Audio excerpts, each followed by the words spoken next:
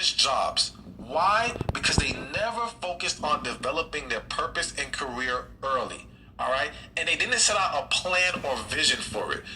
If you're a guy and you knew from the beginning you wanted to be a lawyer, so to speak, all right? Well, let's say you wanted to work somewhere in IT. If you created that vision early on, then at 18 you could be working as a technical rep somewhere, all right? Working your way up, building up the experience, so that by the time you're in your 20s, you got so much experience and knowledge, you get the job you want. But what happens?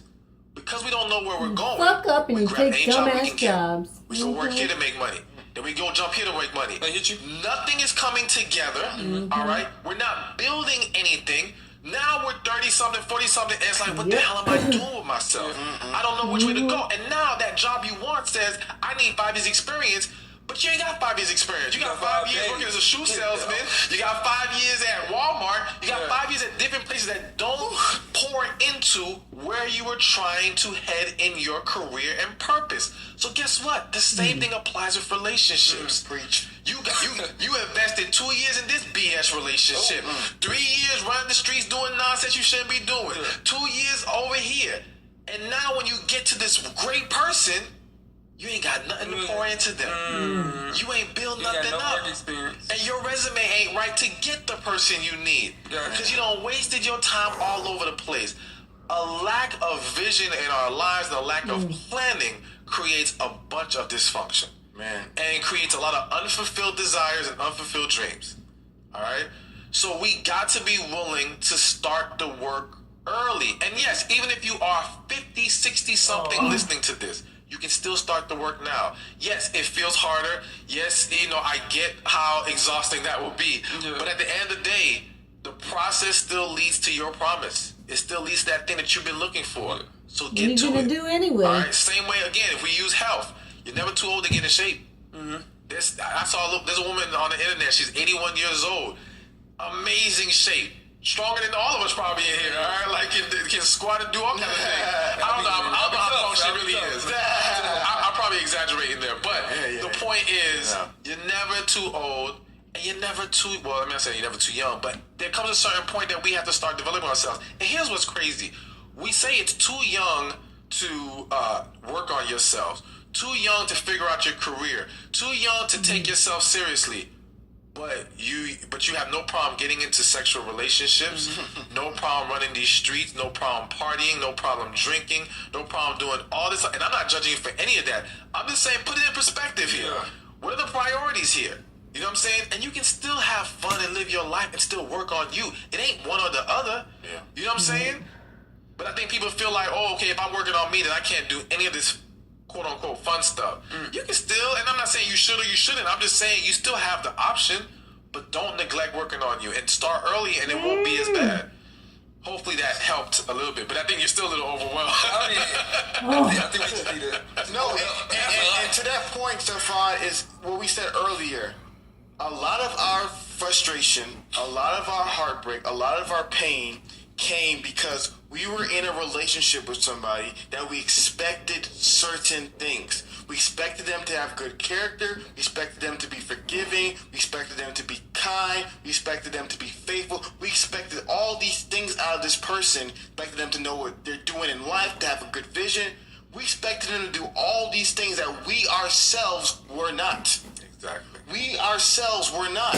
So how in the world are we going to say, I want a healthy, fulfilled, long-lasting, satisfying, spontaneous, great, amazing relationship with amazing, high-character person for 70, 80 years, but then say, well, you're asking me to do, this is too much for me to do.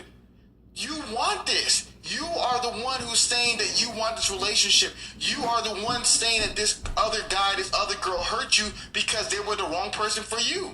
And if you don't know where you're going, how can you enter into a partnership with somebody going in a certain direction? If somebody tells me right now they're driving to Florida, but God has called me to go to New York, if I go with them to Florida, I'm just going to be frustrated because I'm going out of the path that God has in store for me. And if you don't know the path God has in store for you, you're going to get to Florida, and then you figure out I'm supposed to be with New York, but then you're going to be stuck here. not realizing that God has not called you to be here because you never learned yourself. Is it the microwave? No, it was the camera went out. The camera went out. But so I just think it's just extremely important for everybody to really understand who they are. And once you understand who you are and build your character, then you will be able to then find the right people and avoid heartbreaks. Let me fix the camera real quick. And while he does that, we ain't stopping because I'm tired. So after all that, you got yourself, you found yourself, got your girl, found your guy, you're in a healthy relationship. Now to not experience, heartbreak again, what's some of the steps or some of the, boundaries or something where we can make sure we don't experience what we experienced in the past? Well, again, so first we have to understand that hurt is inevitable. Okay. So if you view hurt as equal to heartbreak, if that's the same thing to you, then you're going to have your heart broken at some point. Gotcha. There's no way to avoid that because, again, we are all human. We're going to fall short. If we're married 15 years, it's unreasonable to think my partner's never going to do something that hurts me, gets under my skin. If you get lucky and that's the way it happens, great. But I think it's unreasonable to have that kind of expectation. So as far as guarding yourself from not being heartbroken again, first you got to recognize, is this a hurt that came from bad choices or a hurt that came from the natural flow of life? And what I mean by that is, again, if I chose to be... So Hafiz area gave the example that he chose the woman based off of superficial reasons, all right? And there wasn't the substance there wasn't the deep connection there. That led to a heartbreak. All right, so now I can recognize this is something that I can change to avoid this heartbreak or disappointment happening. Because this was based off a bad decision, all right? Now, if you're with your woman and let's say it was your birthday, all right? And she forgot. She forgot to call you. She forgot to do something, whatever the case it was, all right? And it hurts you. There's nothing you can do to stop that from happening again. That's out of your control. You have no power over that. You know what I'm saying? In that situation, all you can do is address it. Be honest with her about the fact that it hurts you. Yes, we can discuss how maybe she can set a reminder in her phone to avoid this from happening, or to decrease the chance of it happening. But you can't control that. That's out of your hands. That's not decision-based. You see what I'm saying? Yeah. So first you got to recognize those two. So anything that is decision-based or based off of your behaviors or things that you could do differently, that's what you change. You know what I'm saying? So I think one of the biggest things, though, that we can do to avoid heartbreak is be honest and communicate. We don't talk to each other enough, and we're not honest about the little thing that pissed us off. So what happens a lot of times is little stuff happens, it hurts us or pisses us off, we don't say anything, but then we start having an attitude or we start doing things we shouldn't be doing. Things start to boil up, and then something big happens that really hurts us. But that stemmed from the fact that we never addressed the little stuff. Had we addressed the little stuff and been open and transparent with each other, it would have never gotten to that point. So to me, that would probably be the number one thing people can do to at least decrease the chances of heartbreak. Because again, back to Hafiz's point, a lot of heartbreak stems from expectations unfulfilled. All right? Yeah.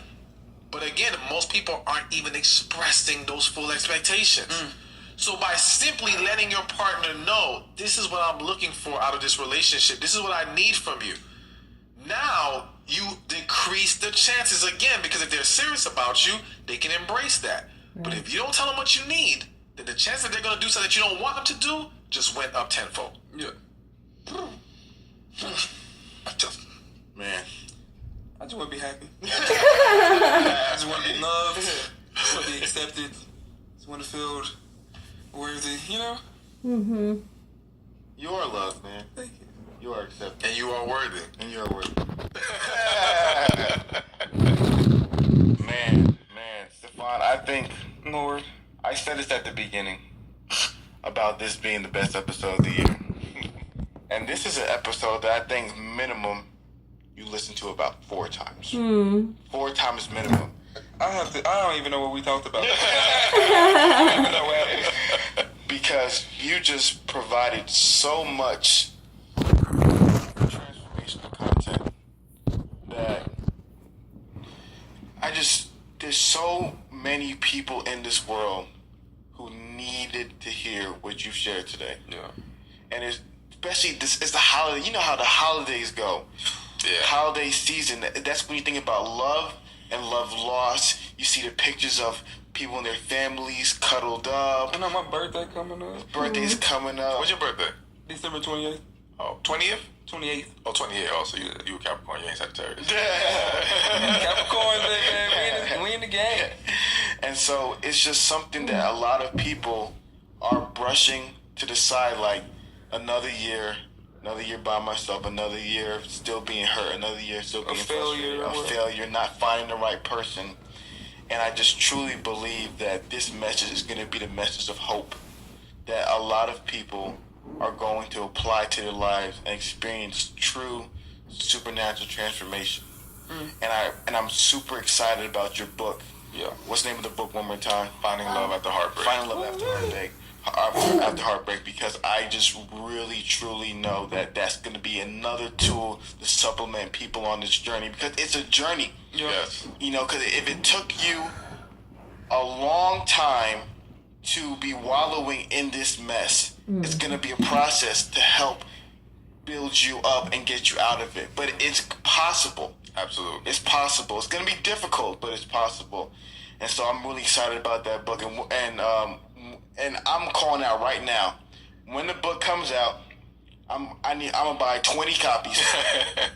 Call my word, and I'm gonna give it to 20 listeners. Awesome. He said, I ain't like I'm not sitting right here. You wanna buy 20 too? Oh, you said you personally buying 20. I thought you meant like we as a podcast buying 20. Oh well, let's split it. I'm sitting right here, John Mark. What's up with that? I thought you were interested in getting like a stack for yourself as well. You didn't. Nah, don't try to play that. We'll talk about it. I'm sorry, Chris. 20 to 40 books is going. Somebody get me. We buy at least 20. At least 20 books. 22, because I'm buying one for myself. Yes. And listen, y'all ain't gotta buy them. I'm gonna give y'all 20, and y'all gonna give them to y'all listeners. Wow. So we're gonna do 20 book giveaway for the listeners. Man. 22. Man. So, in closing, somebody right now is hurting, Yep. has felt every single word that's said on this show. What is something that you feel like is a message that you out of all that's said today, you want them to grasp, you want them to hold on to, and you really want them to treasure in their hearts? First thing is, don't give up. You know what I'm saying? Like, I know it seems tough and it's hard, and there may be a lot of bad experiences to pull from that keep you in this negative mindset, but don't give up. The good is out there, the success is out there, better will come, but you gotta do the work. Like, I can never skip that part. You know what I'm saying? I can't just make it sound sweet. There's gonna be some work, but if you're willing to take those steps, you're gonna get to where you need to get to.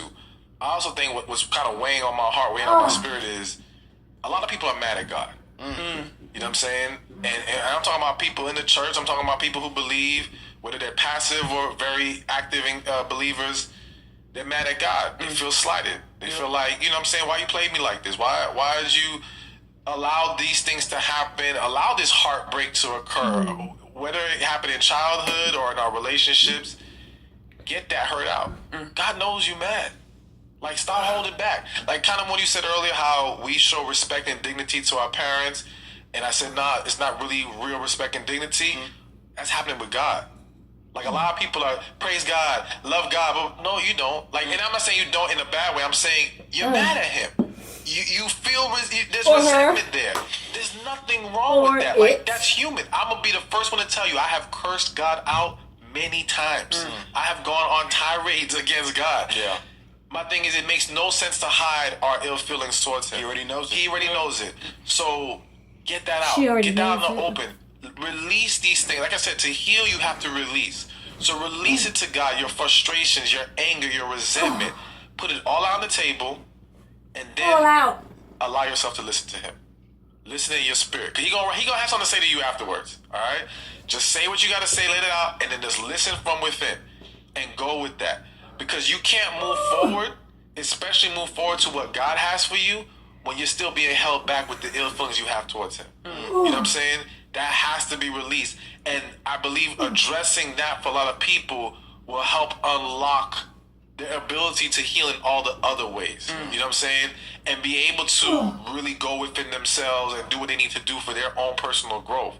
So, you know, I think it doesn't get talked about enough. Because people just assume just because you're in church, everything all good, or just because you say praise God, and it's not. It's not. So many people are mad at God. And it's like, yo, let's be real about this. Let's address it, and that is going to help a big deal. And then aside from that, just know that healing is the key. At the end of the day, everything that we need, we want, we desire, it starts with healing. And if we embrace that, good things are going to come. You know what I'm saying? And you got to get to a place where you're exuding positive energy in this world. Because if you're not, negativity's going to come your way. It's going to continue to come your way. And even when you are positive, negativity's going to come your way. But when you're positive, you learn how to deal with it better. You learn how to bounce back from it faster. Resilience. And that's the whole goal. We can't run away from being hurt. It's going to happen. It's inevitable. But the quicker we learn how to handle it, process it, learn from it, and get better, we're going to be 10 times better off. That was really good. You gotta watch the whole thing. I have nothing. I have a lot of work to do. I know that. Yeah, no, this is really great, Stefan, and guys, Gotta watch that whole thing. Hey, you know, just quick plug. So the book's gonna be hopefully ready in January. So for those listening, you can go to www.findingloveafterheartbreak.com. Right now, if you go there, I think it's linked to one of my other books, but I'm gonna fix the page up and we'll get it in the right place. But findingloveafterheartbreak.com.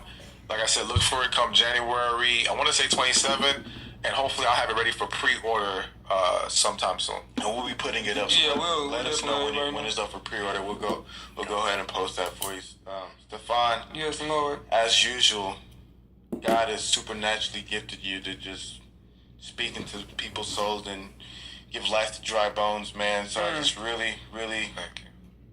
are extremely blessed by having you here, Chris. I love you, man. I think you're an amazing human being, and I just pray that the words that Stefan shared today is able to reaffirm who you are, man. You know, because you're so amazing, you're so great, you're so intelligent, you're so talented, you're handsome. Like, you have so much amazing. Come on, I'm having that, Chris. He knows words of affirmation is my love language. you know, and I it's true. I just and I believe that you need to hear this because it's so true, and I pray that like these words really fall in your heart because I mean them with the bottom of my heart, man. And I just pray that everybody can continue on this healing process and continue to grow and get better and become the men and women that God created us to be. Yeah, Absolutely. I thank Absolutely. you for all the information, for the time that you live in your purpose with God. I mean, I thank how it feeds my brother. Continue to put the affirmation that I need. And also thank you for the listeners. Last podcast was really tough on me.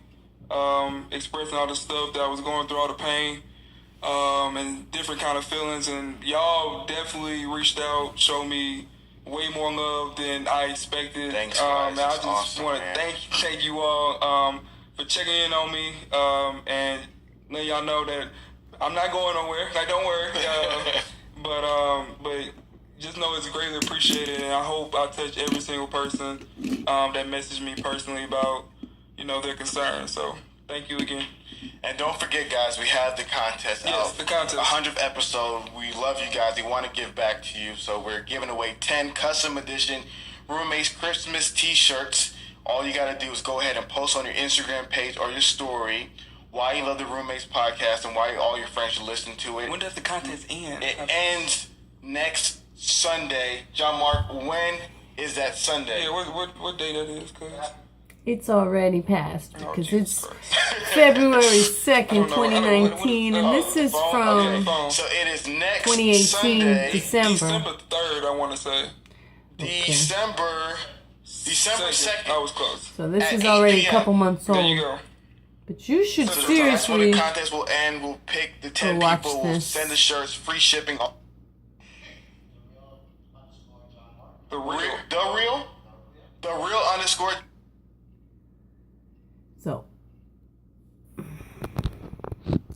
You gotta go watch that. I'm linking it in, and I also made a playlist, making a playlist of these videos that I recorded of myself stretching while listening to this podcast, which is Stéphane Labossiere on the Roommates podcast, talking about love after heartbreak. And